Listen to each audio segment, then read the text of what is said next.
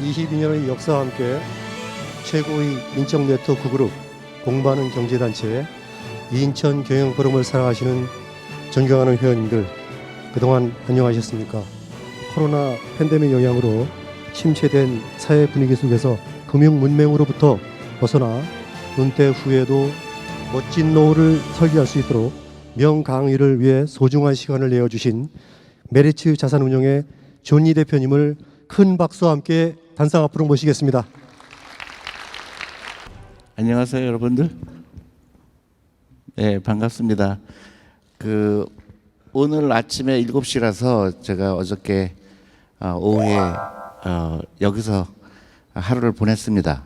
근데 저는 개인적으로 큰 뭐라 그럴까요? 센티멘탈해졌는데요. 어저께 저녁에 이 송도를 걸어 다니면서 저한테는 많은 감회를 준 것 같아요. 저는 이제 인천에서 태어났고요.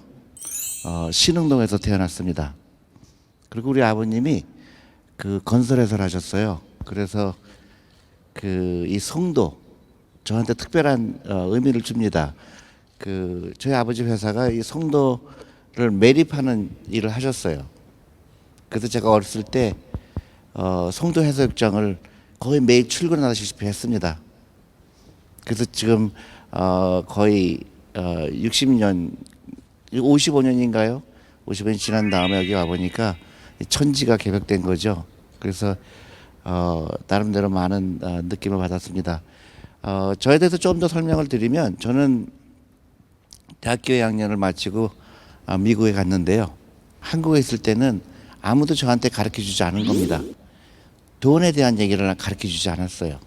그런 교육을 받아보지 않았고, 또 학교에서도 안 가르쳤고 사회에서도 안 가르쳤던 것 같아요. 근데 미국에 갔더니 전혀 다른 거예요. 돈의 중요성, 그리고 돈을 어떻게 쓰고 어떻게 관리하고 그런 거에 대해서 굉장히 자연스럽게 얘기하는 걸 깜짝 놀랐습니다. 되게 재미난 스토리가 있습니다. 제 보스죠. 니콜라스 브렛이라는 사람이었는데요. 그 사람이 주식 투자하는 이제 펀드 매니저였습니다. 근데 그 사람이 운영하던 회사가 펀드가 일본 펀드예요. 자펜 펀드입니다. 근데 이 사람이 이제 일본 펀드를 운영하니까 당연히 일본에 갔겠죠. 그래서 많은 일본 회사들한테 질문을 합니다. 5년 후에, 10년 후에 어떻게 될 거냐고 물어보는데, 일본 기업들이 한결같이 얘기하는 게 한국 기업이 너무 빨리 따라온다, 그게 걱정된다, 그런 얘기를 들은 거예요. 그래서 이 사람이 일본에 출장 왔다가 한국으로 오게 됩니다. 70년 중반이에요. 한국으로 와갖고 깜짝 놀랍니다. 여기 보물이 숨어 있구나, 이 나라는. 한국 정부에 편지를 씁니다. 한국 증권 주식시장을 미국에 소개하고 싶다. 그래서 이제 6년 정도 걸렸는데요. 결국은 한국 정부가 허락을 합니다. 600억, 6천만 불까지 허용하겠다. 그 돈으로 한국 주식을 살 수 있는 권리를 준 겁니다. 한국은 그 당시에 굉장히 작은 나라였고 잘 알려지지 않았기 때문에 외국 사람들이 한국 주식에 투자하는 거를 두려워한 거죠. 근데 이 사람은 거기서 또 포기하지 않고요. 그럼 직접 가보자. 가서 네 눈으로 봐라. 그런 의미로 뉴욕의 많은 투자가들을 데리고 한국에 옵니다. 한국에 와서 보니까 똑같은 결과를 얻었죠. 정말로 이 나라에 보물이 들어가 있구나, 보물이 있구나. 그래서 600억이 팔려야 되는데요.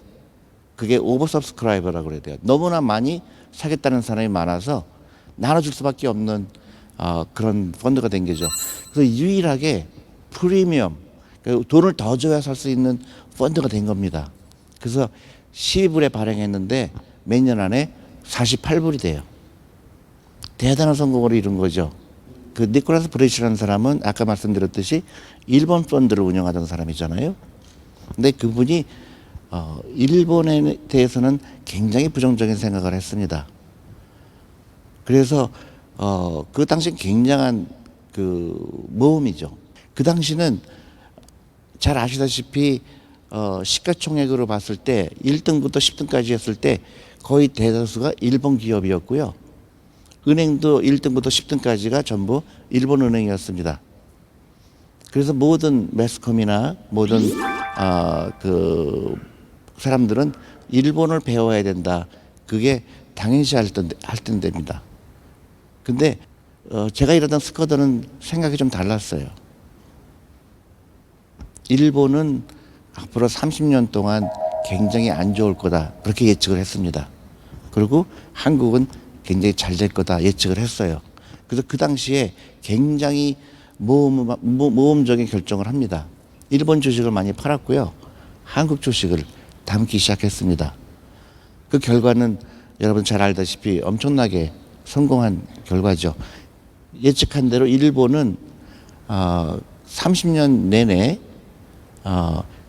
계속 하락을 해왔죠. 그리고 한국은 30년 전에 비해서 엄청난 발전을 해왔습니다. 그게 결론적으로 왜 그랬을까요? 왜 일본은 계속 하락을 경험했고 한국은 계속 상승을 했을까요? 거기 가운데 비밀이 있습니다. 금융이에요, 금융. 돈이 일하게 하는 것을 이해하는 사람과 돈을 이해하지 못하는 사람의 차이입니다.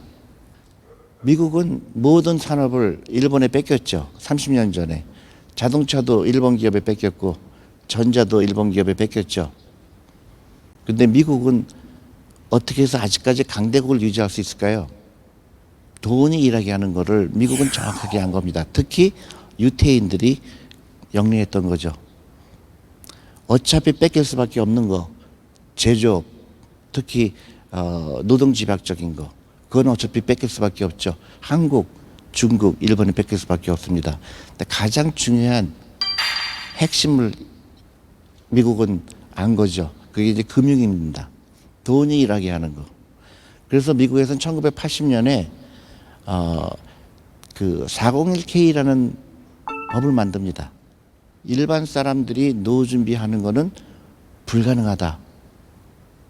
왜냐하면 노동과 자본인데 자본을 일하게 하는 거에 서투른 사람들이 대부분이죠. 다시 얘기하면은 금융에 대해서 이해하지 못하는 사람들, 금융 문맹. 그래서 그 미국에서 뭐를 만들었냐면 모든 월급쟁이들한테 10%를 월급의 10%를 거의 강제로 투자하게 합니다.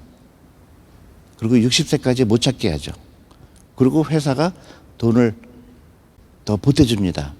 직원들의 노후 준비를 위해서. 그리고 세금을 당연히 세금 혜택을 주죠. 그 대부분의 사람들이 월급의 10%, 작건 크건 간의 월급의 10%를 주식시장에 투자하기 시작한 겁니다. 그렇게 되니까 어떻게 돼요?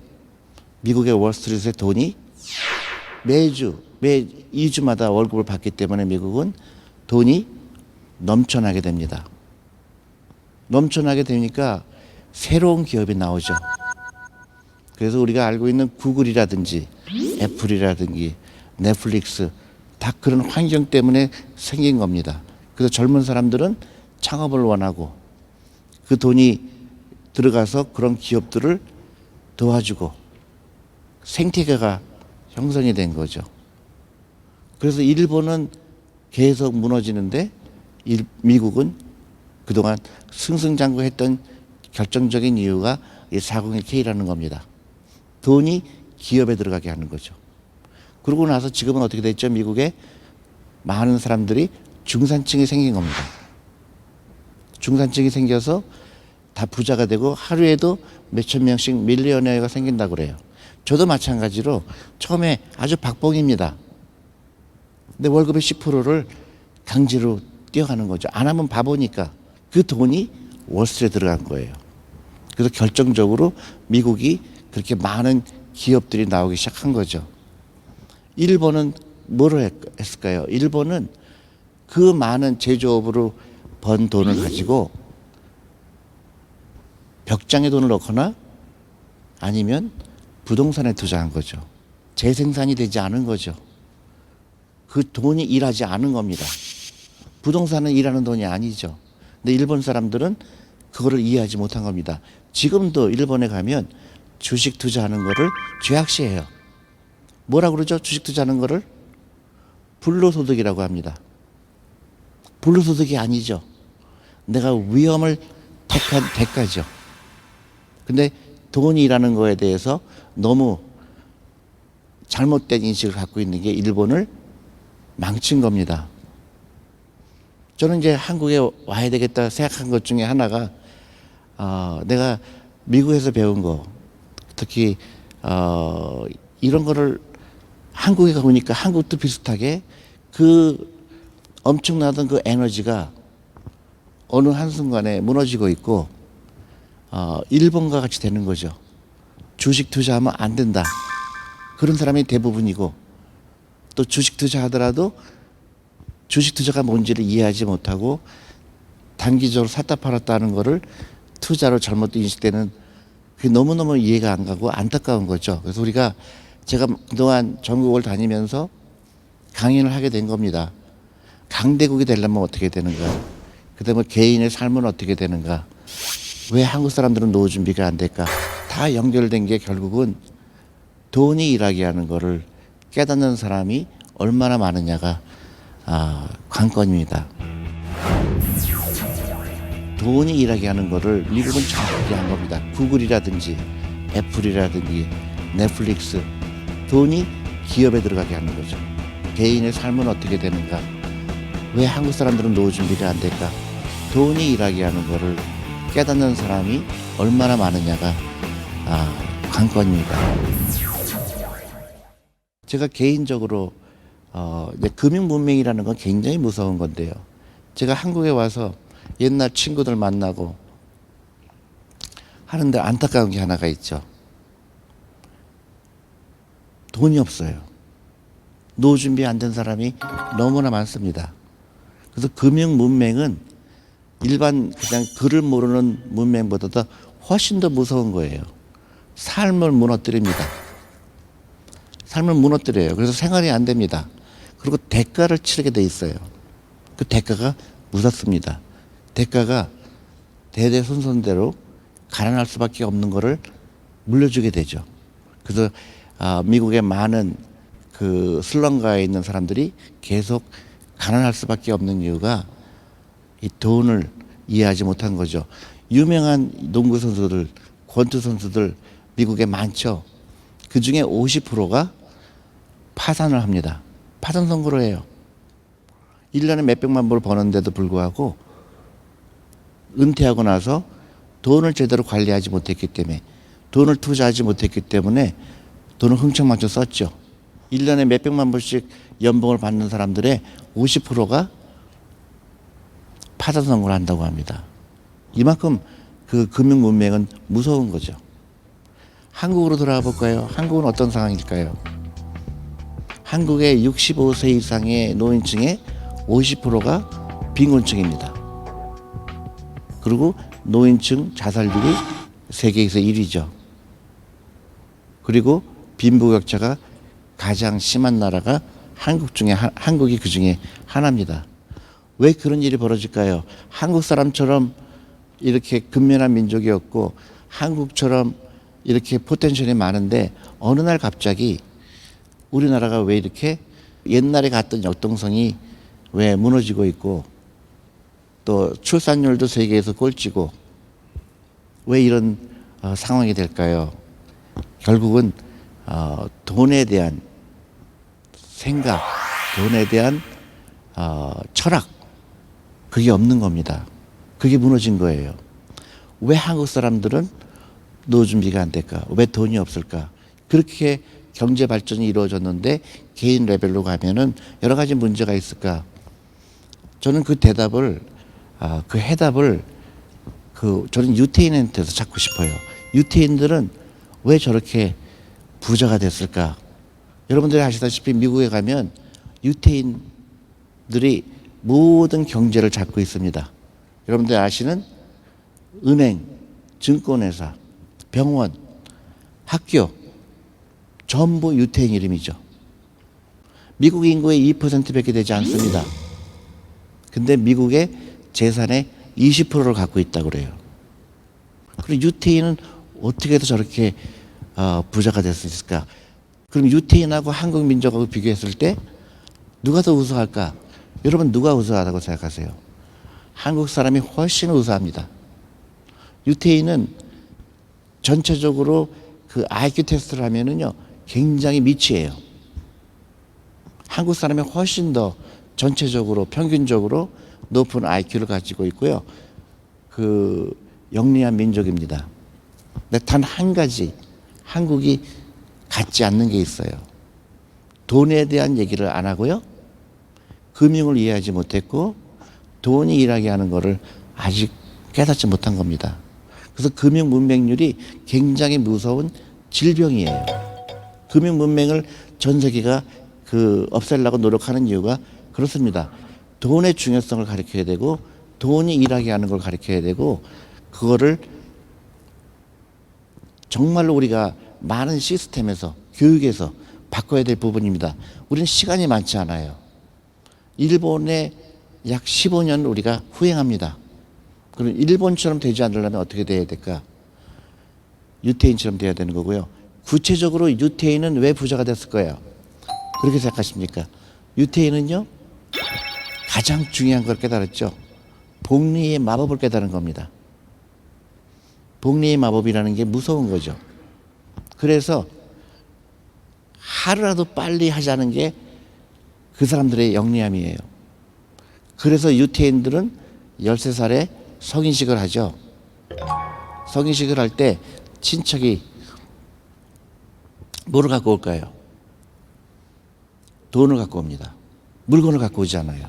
그 다음에 성경책을 갖고 와요. 13살의 아이한테 돈을 갖다 주는 이유는 이 돈으로 네가 투자를 잘해서 노후를 네가 책임져라. 그렇게 가르치죠. 두 번째 성경은 그겁니다. 단순히 돈을 많이 버는 거는 의미가 없다. 돈을 네가 다스려야 된다. 그리고 돈을 벌어서 어려운 동족을 도와주라. 이런 겁니다. 그러니까 돈에 대한 인식이 완전히 다르죠. 다른 종교나 다른 민족은 이렇게 가르칩니다. 대부분. 돈을 중요시 여기지 말아라. 돈이 있다고 행복하지 않다. 돈이 없어도 행복할 수 있다. 돈을 돌처럼 알아라. 우리는 어렸을 때부터 그렇게 배웠거든요. 그러다 보니까 나중에 정말로 돈이 필요할 때 돈이 없는 겁니다. 그게 일본이고 우리 한국이에요. 그리고 교육 시스템도 옛날 시스템을 주장하고 있는 겁니다. 우리는 잘못된 교육을 받고 있어요. 제가 많은 초등학교 선생님들도 저한테 연락이 와요. 우리 아이들한테 돈에 대해서 가르쳐 달라고 연락이 왔는데요. 안타깝게도 많은 교장 선생님이 절대 불가. 우리 애들한테 돈을 가르쳐 주면 안 된다. 그게 아직 한국의 현실인 겁니다. 이걸 바꾸지 않으면 대한민국 미래가 없어요. 이건 너무나 절실한 얘기입니다. 그래서 유태인은 13살부터 투자하는 것을 가르쳤고 아이들이 그 돈으로 투자하는 걸 가르치는 방법에 한국은 어떻게 가르칠까요? 한국은 너무나 아까운 돈을 잘못된 교육에 쓰고 있는 겁니다. 한국 사람들이 결정적으로 노후 준비가 안 되는 이유의 가장 핵심은 잘못된 소비죠. 그 중에서도 가장 잘못된 소비가 사교육비입니다. 제가 처음에 한국에 왔을 때 가장 한국 사람들의 노후 준비에 적은 사교육이다. 바보 같은 돈이다 저거는. 우리 아이들이 경쟁력 없게 쓰이는 돈에 돈을 쓰고 있는 거예요. 미국에 가서 물어보죠. 대학생들한테 너는 뭐가 되고 싶니? 그러면 다 창업을 하겠다 그래요. 왜 그럴까요? 부자가 되고 싶어서. 내가 회사의 주인이 되고 싶어서. 중국 가도 그렇습니다. 중국은 더해요. 한국하고 일본은 뭐가 된다고 그러죠? 공무원이 되겠다고 합니다. 왜 공무원이 되려고 하지? 공무원 자체가 나쁜 건 아니죠. 근데 공무원이 되는 게 꿈인 내가 갖고 있는 인생의 목표가 되는 나라는 희망이 없는 겁니다. 위험을 즐길 줄 알아야 되고요. 내가 창업을 해서 큰 돈을 벌어서 어려운 사람들 도와주고 내가 고용도 해야 되고 해야 되는데 그런 마인드가 없는 거예요. 왜냐? 사교육비 때문에 시험에 시달려서 지친 겁니다. 그러니까 편안한 걸 원해요. 편안한 걸 원하다 보니까 경제가 식어가는 거죠. 위험을 즐기지 않는 분위기가 되는 거는 끔찍한 거죠. 조 단위의 기업이 나오는 나라가 1등이 어디죠? 미국이죠. 미국은 1년에도 그런 그 엄청난 회사가 200개, 300개씩 나옵니다. 그 다음에 나오는 나라가 중국이에요. 한 반절 정도가 중국에서 나옵니다. 그러면 이스라엘에서 나오죠. 전혀 안 나오는 나라가 어딜까요? 일본이죠. 일본은 제로입니다. 한국은 한 5개 정도 나올 거예요. 그게 많은 걸 시사하고 있는 거죠. 우리가 뭘 잘못하고 있을까? 지금부터는 돈이 일하게 하는 거를 깨달았고, 그 다음에 우리 아이들을 부자로 만들려고 해야 돼요. 여러분들 자녀들한테 뭐라고 가르칩니까? 공부 잘해라. 그 교육은 더 이상 맞지 않는 교육입니다. 네가 하고 싶은 거 해라. 그리고 부자가 되라. 그 다음에 돈의 노예가 되지 말아라. 그걸 가르쳐야 됩니다. 주식은 또 왜 해야 될까요? 주식은 당연히 해야 되는 거죠. 왜 당연히 해야 될까요? 기업을 소유하는 행위입니다. 저는 깜짝 놀랐어요. 한국에 와갖고. 한국에 와서 놀랐는데요. 미국에서는 제가 본 주식 투자는 안 파는 거예요. 내가 그 기업에 주식을 산다는 거는 그 기업의 소유권을 취득한 겁니다. 그러니까 어떻게 해요? 그 회사가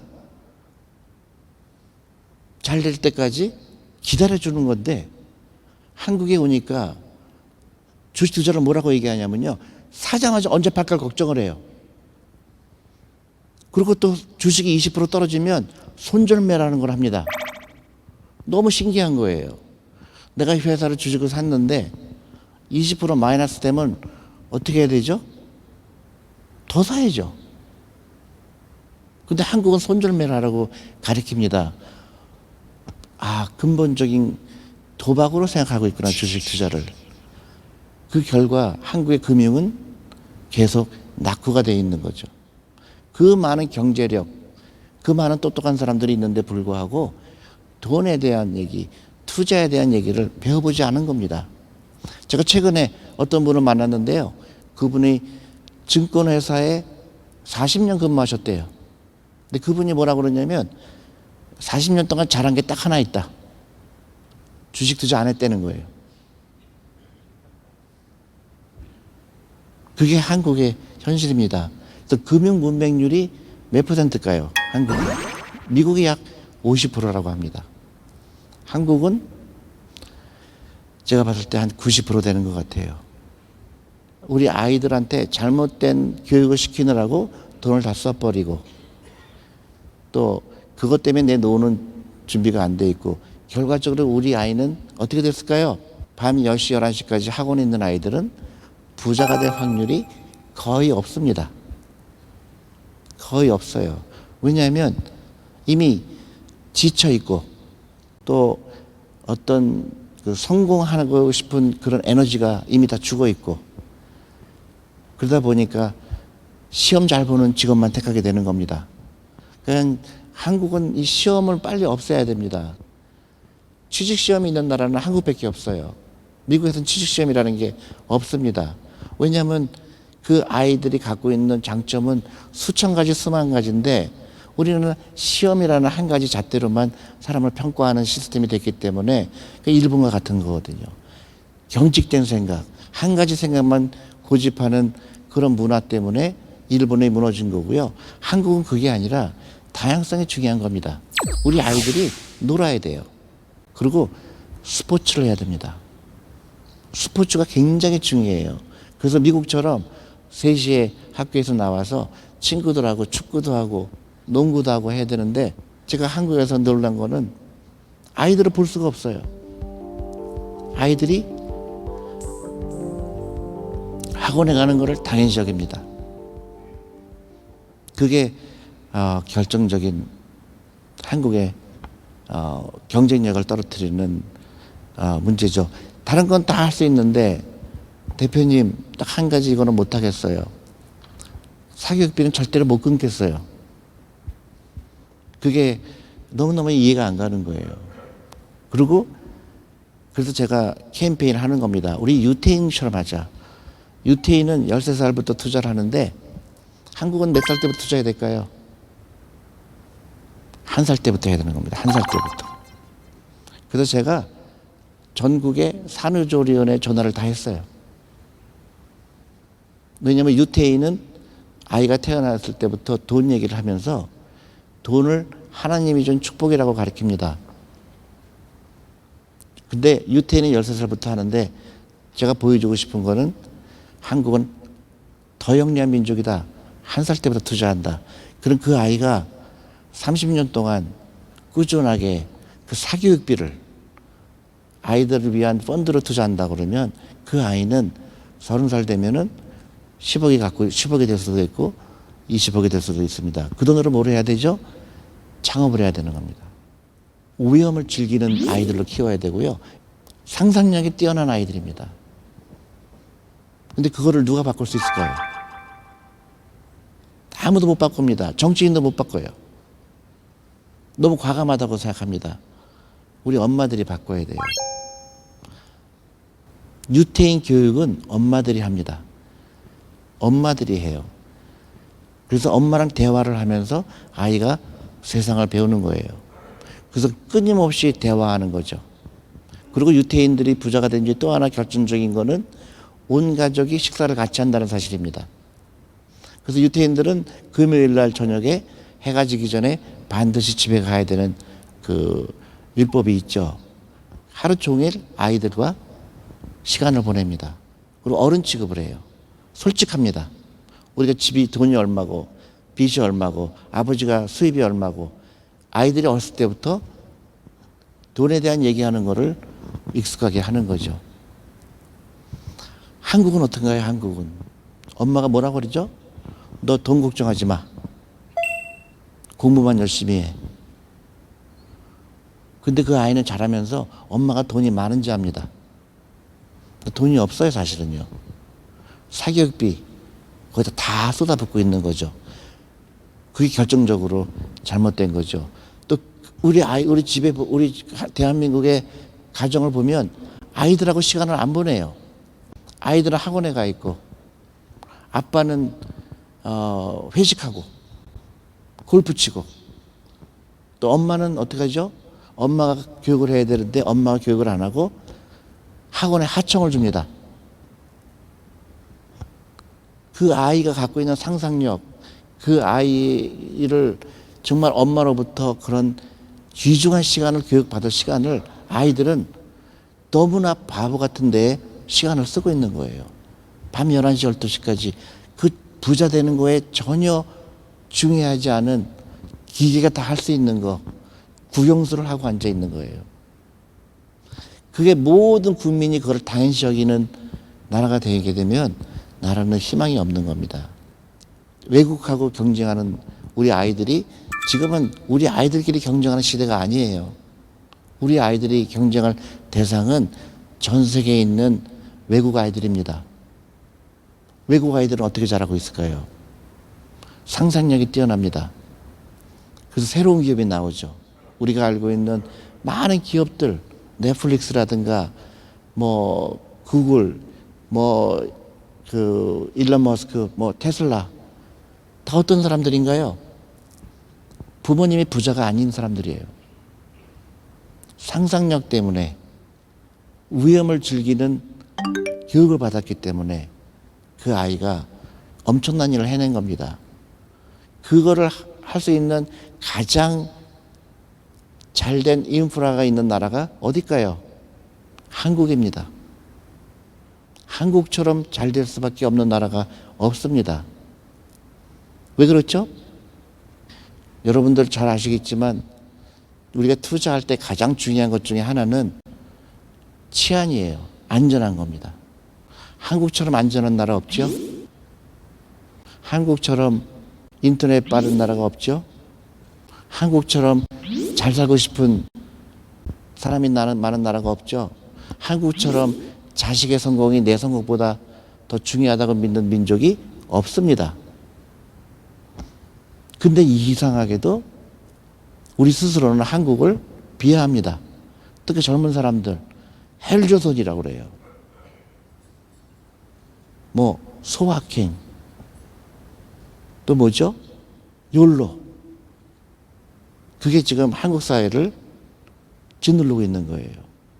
엄청난 기회가 있는 나라인데도 불구하고 우리 스스로 부정하고 있는 거예요. 왜 그럴까요? 잘못된 교육을 받고 있었던 겁니다. 잘못된 교육을 받고 있었던 거예요. 돈이 중요하지 않다. 주식 투자하면 안 된다. 주식은 샀다 팔았다 하는 거다. 이게 대한민국을 짓밟고 있는 겁니다. 지금부터는 생각의 파기가 필요해요. 자유롭게 해줘야 됩니다. 놀게 해줘야 돼요. 시험으로부터 해방을 해야 됩니다. 그리고 더 중요한 거는 과격하다고 얘기할지 모르겠지만 모든 시험을 없애야 됩니다. 시험을 없애야 돼요. 그래서 사람들이 이렇게 합니다. 미국에 SAT가 있잖아요.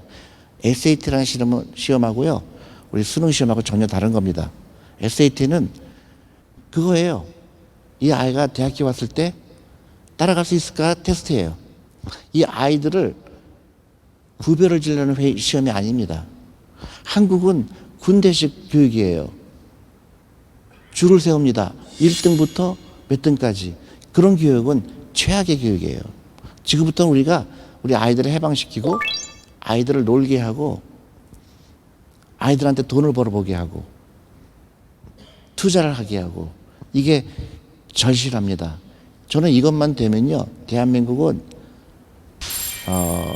골드만삭스가 얘기했듯이 세계에서 두 번째 강대국이 될 충분한 포텐셜이 있는 나라입니다. 우리 스스로 믿어야 되고요. 그 다음에 여러분들 주식 투자 반드시 하셔야 되고요. 근본적인 도박으로 생각하고 있구나, 주식 투자를. 미국에서는 제가 본 주식 투자는 안 파는 거예요. 내가 기업을 소유한다는 거예요. 지금부터는 생각의 파기가 필요해요. 밤 10시, 11시까지 학원에 있는 아이들은 부자가 될 확률이 거의 없습니다. 지금부터는 우리가 우리 아이들을 해방시키고 아이들을 놀게 하고 아이들한테 돈을 벌어보게 하고 투자를 하게 하고, 이게 절실합니다. 주식 투자라는 거는 해도 되고 안 해도 되는 게 아닙니다. 주식 투자라는 거는 내가 기업을 소유한다는 거예요. 일본 사람들은 부동산만 투자 대상으로 생각한 겁니다. 부동산은 일하는 돈이 아니죠.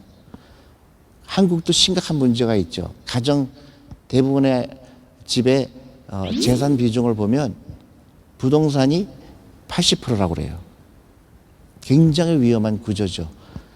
그 돈이 주식시장으로 들어와야 되고 새로운 기업이 나와야 되고 우리 아이들이 창업을 하게 돼야 되고 거기에 우리 노후자금이 들어가야 되는 겁니다. 이런 선순환이 돼야 되는 거예요. 한국의 퇴직연금 제도가 생겼습니다. 미국의 401k를 벤치마킹 한 거죠. 그래서 한국도 퇴직연금을 해서 DC형이라는 거 생겼는데, 안타깝게도 한국의 퇴직연금의 주식 투자 비중이 몇 %라고 생각하세요? 2%입니다. 전 세계에서 꼴찌예요. 미국 뭐 다른 나라는 40%입니다. 근데 그 많은 퇴직연금이 은행에서 자고 있어요. 그래서 왜 퇴직연금 오랫동안 양질의 자금인데 왜 주식에 투자가 안 될까요? 희한한 논리가 있어요. 한국은 원금 보장이라는 늪이 있습니다. 내 돈은 절대로 일하면 안 된다는 거예요. 희한한 거죠. 근데 그 많은 금융기관이 있는데 왜 여태까지 그런 얘기를 안 하고 있을까? 심각하죠. 그 많은 은행이 있고 그 많은 증권회사가 있는데 대부분 마음속으로는 주식 투자하면 안 된다는 생각을 갖고 있는 거죠. 우리 연기금들도 마찬가지죠. 국내에 많은 기금들이 있죠. 대학 기금들, 국민연금, 뭐 공무원연금. 주식 투자를 안 한다고 합니다. 한국 주식을 안 한다고 해요. 그게 지금 그 심각한 문제죠. 그런 자금들이 투자가 되고 우리 한 살 때부터 투자한 아이들 사교육비 몇십 조씩 들어가는 사교육비를 주식시장에 들어오게 되면 한국은 나쁘게 될래야 나쁘게 될 수가 없는 나라가 될 겁니다. 그래서 금융 문명의 탈출이 그 어떤 것보다 중요한 거죠. 그리고 일반 사람들, 여러분들 자녀들 부자 되라고 해야 되는 겁니다. 그리고 잘못된 소비되는 거를 투자로 바꿔라.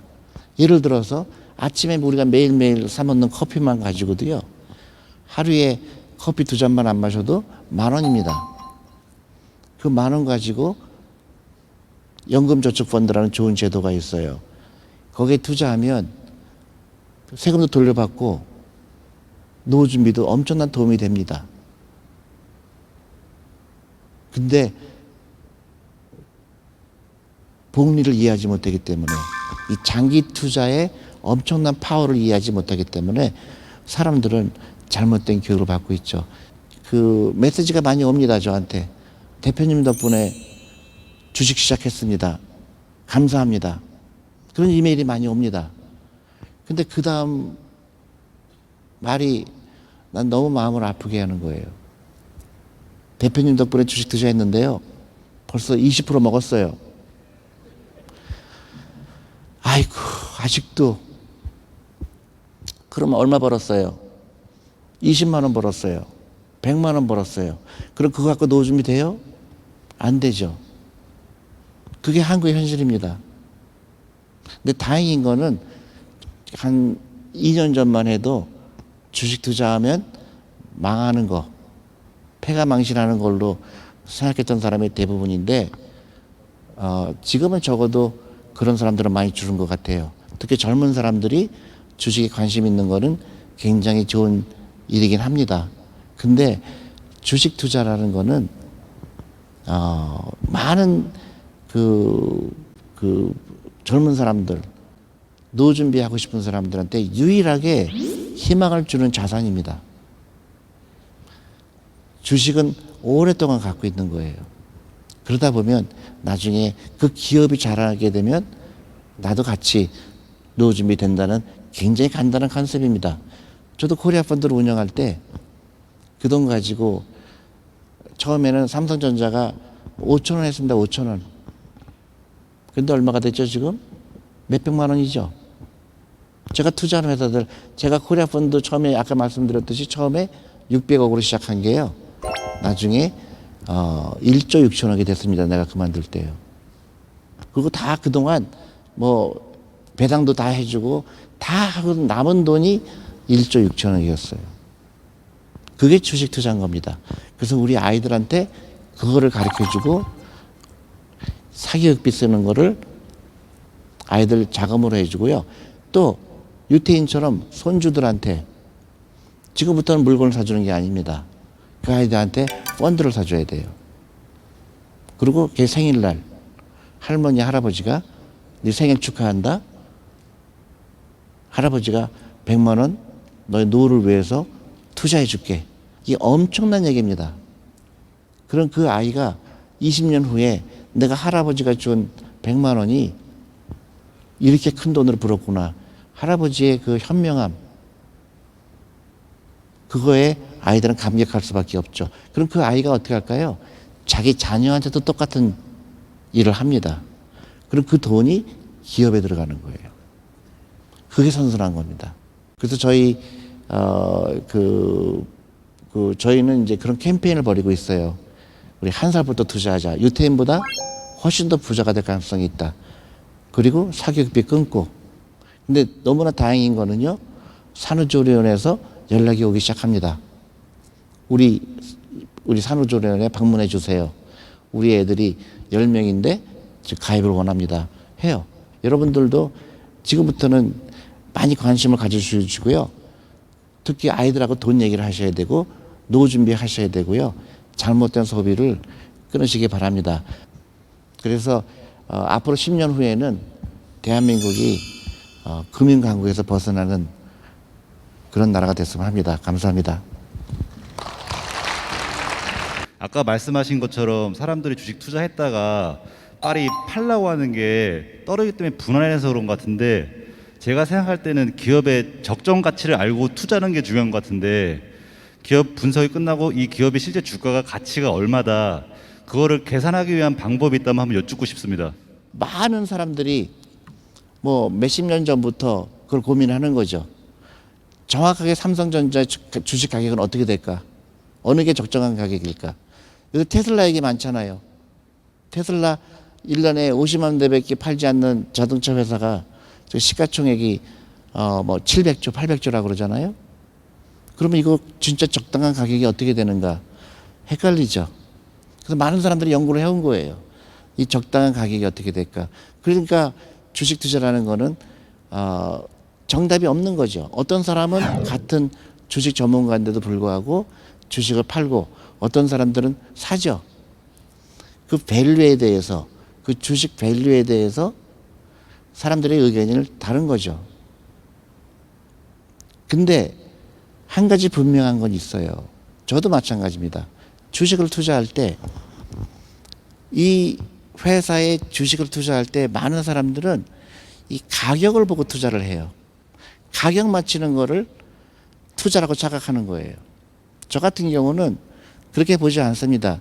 제가 주식에 투자할 때는 이걸 만약에 내 회사라고 그러면, 내가 동업하는 동업자라고 그러면 뭐가 제일 중요할까요?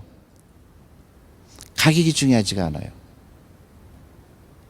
이 회사는 엄청난 회사가 된다 그러면, 그럼 지금 주식 가격이 10,000원이고 20,000원이고 의미가 없죠. 정말로 중요한 거는 10년 있다 보니까, 20년 있다 보니까 이 주식 가격이 20배, 100배 그겁니다. 그게 주식 투자하는 가장 근본적인 이유예요. 사람들은 단기간에 주식 가격을 맞추는 거를 투자라고 착각을 해요. 그러니까 20% 올라가면 좋아하고 20% 떨어지면 손절매하고, 그건 투자가 아니죠. 그건 투기죠. 근본적인 철학의 차이가 있는 거죠. 나는 뭐 할까요? 꾸준하게 사는 겁니다. 그런 가격 맞추는 거, 가격이 올라가고 내려가는 거는 나하고 상관이 없어야 됩니다. 그러면 너무 재밌어요. 그리고 주식이 빠지면 오히려 좋아합니다. 싸게 살 수 있는 권리가 생겼구나. 그리고 10년, 20년 되면은 올라갈 수밖에 없죠. 부동산보다 훨씬 더 올라가게 돼 있습니다. 부동산은 스스로 일하는 돈이 아니죠. 근데 주식은, 기업은 스스로 일하려고 하는 돈입니다. 그래서 그 나라의 미래를 봤을 때는 그 개개인들의 주식 투자를 어떻게 보는지 굉장히 중요한 겁니다. 지금 현재 저희 나라가 국가 부채, 가계 부채, 또 공기업 부채, 그래가지고 막대한 부채로 인해서 여러 가지 경제가 지금 어려워지고 있고, 그 부담을 결국 기업이 결국 하게 되는 거 아니겠느냐. 지금 앞으로 장기적으로 봤을 때 항상 불안한 그런 상황에서 우리가 그렇게만 할 수가 있는 것인가 하는 우려를 하고 있어요. 그러니까 생각이 어떠신지 한번 말씀을 들어보겠습니다. 예. 근데 저는 조금 더 다른 견해를 갖고 있는데요. 한국은 지금 모든 게 절대적인 것도 중요하지만 상대적인 거거든요.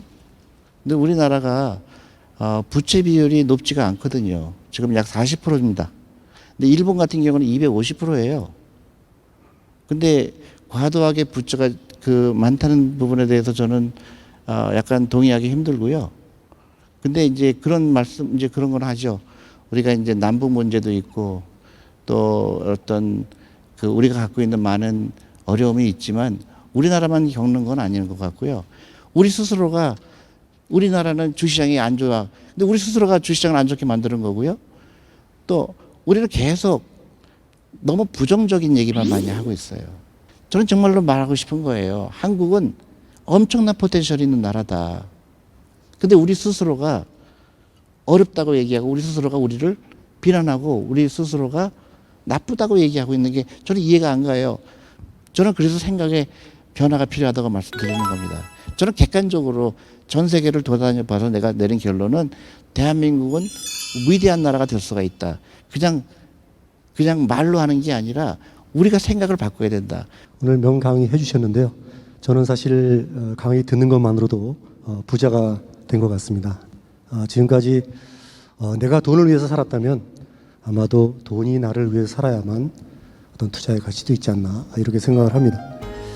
오늘 조니 대표님의 강연이 침체된 경제활동에 활력을 주시고 우리 경제인들에게 커다란 도움이 될 수 있는 소중한 시간이었던 것 같습니다. 지금까지 명강의를 해주신 조니 대표님께 다시 한번 뜨거운 감사의 박수 부탁드리겠습니다.